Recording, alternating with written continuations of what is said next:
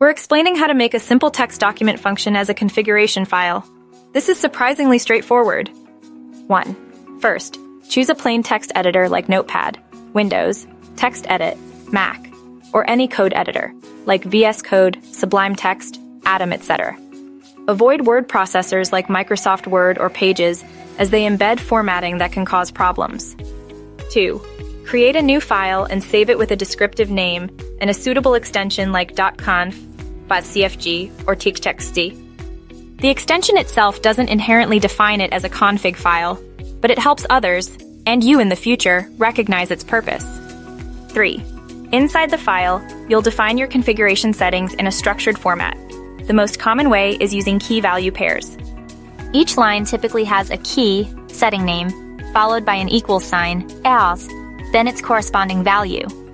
For example, username equals John Doe, password equals my secure password, database host equals localhost, port equals 5432. 4. Maintain consistency. Use the same format for all your entries. You can use spaces to indent or align things to make it more readable, but that's purely visual. The core structure is what matters. 5. Data types are flexible. You can use numbers, integers or decimals, text, enclosed in quotes if they contain spaces or special characters, Boolean values, true, false, or one arrow, or even paths to files or directories. Example, display width equals 1920, display height equals 1080, enable logging equals true, log file equals path to my log text. 6. Comment liberally. Use the hash symbol, had or semicolon mom, to add comments to explain what each setting does. This is crucial for understanding your configuration later. For example, a username for database connection. 7. Save your file. Now you need a program or script that can read and interpret this file.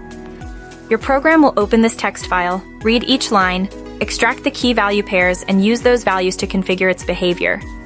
You'll need to write code in Python, JavaScript, C++, etc. to parse the file, handle different data types, and use the loaded settings.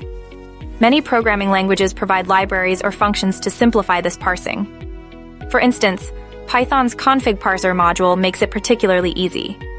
8. Always remember to handle potential errors. What happens if the config file is missing or a value is in the wrong format? Implement proper error handling in your program to gracefully manage such situations. That's it. You've successfully created and used a text-based configuration file. Remember that the structure you choose to organize the settings within your config file is your own design, but maintaining clarity and consistency are essential for managing and modifying the settings over time.